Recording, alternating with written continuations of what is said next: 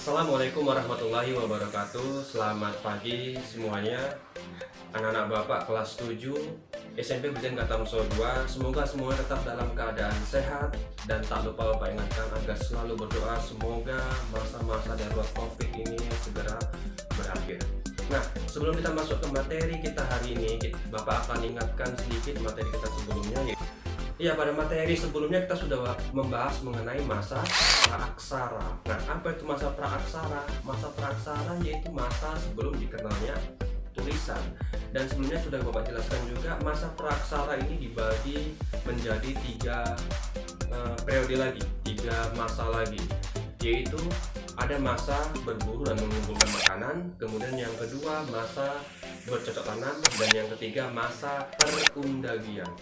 Nah, jadi setiap masa ini, tiga masa ini semuanya memiliki perbedaan ya, ataupun peningkatan dalam segi kebiasaan hidup ataupun teknologi.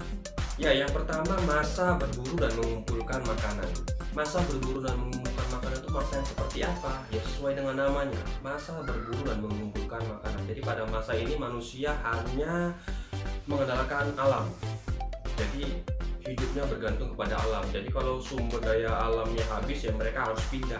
Itu sebabnya masa ini disebut juga masa manusia mengalami masa nomaden atau masa berpindah tempat tinggal. Itulah masa berburu dan mengumpulkan makanan, di mana manusianya hanya bergantung kepada alam untuk mencari makan. Nah, kemudian yang kedua yaitu masa bercocok tanam. Ya, sesuai dengan namanya juga, masa bercocok tanam. Pada masa ini manusia mulai memikirkan masa depannya.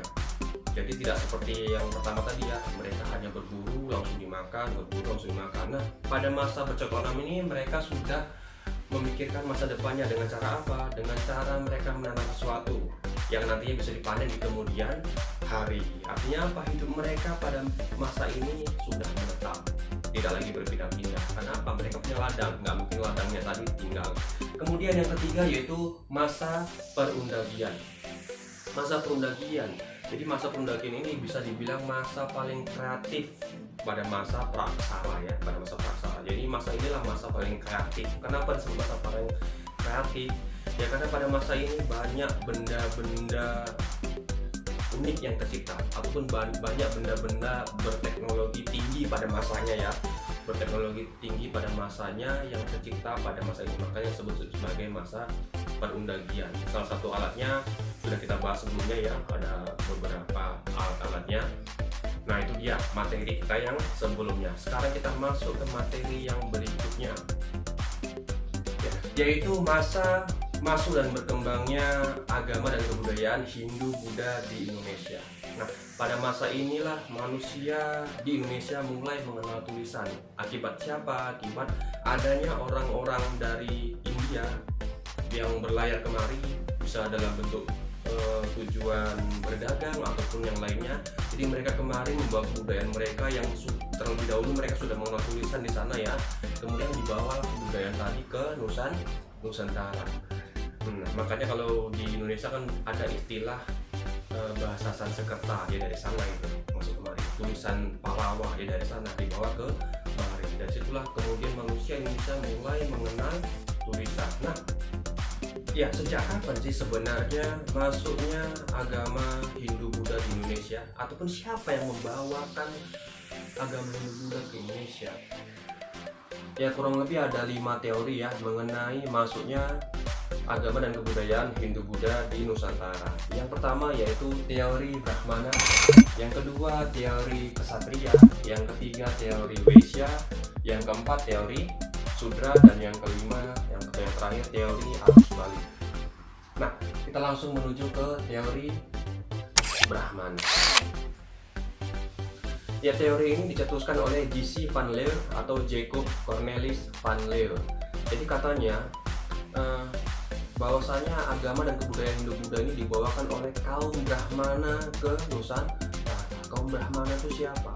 Kaum Brahmana itu adalah kaum pendeta ataupun kaum pemuka agama di India yang kemudian mereka diundang oleh raja setempat. Jadi pada masa itu kan di Indonesia sudah ada sebenarnya kerajaan, tapi kerajaan yang sifatnya kesukuan ya, kesukuan. Nah, tertarik dengan ajaran agama yang ada di India, sehingga diundanglah para kaum Brahmana untuk datang ke Nusantara dan mengajarkan agama dan kebudayaan Hindu.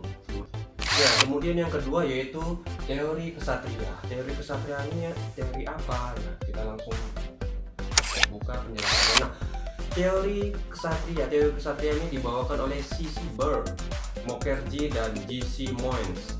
Nah, mereka inilah yang berpendapat bahwasanya agama dan kebudayaan Hindu-Buddha ini dibawa oleh kaum kesatria. Kaum kesatria ini ataupun golongan kesatria ini siapa? Ini adalah orang-orang bangsawan ya, yang menurut teori mereka ini bahwasanya mereka kalah perang di sana, sehingga mereka melarikan diri masuk ke Nusantara dan mendirikan kerajaan di sini serta memperkenalkan agama dan kebudayaan mereka di Nusantara, sehingga berkembanglah agama dan kebudayaan Hindu di Nusantara.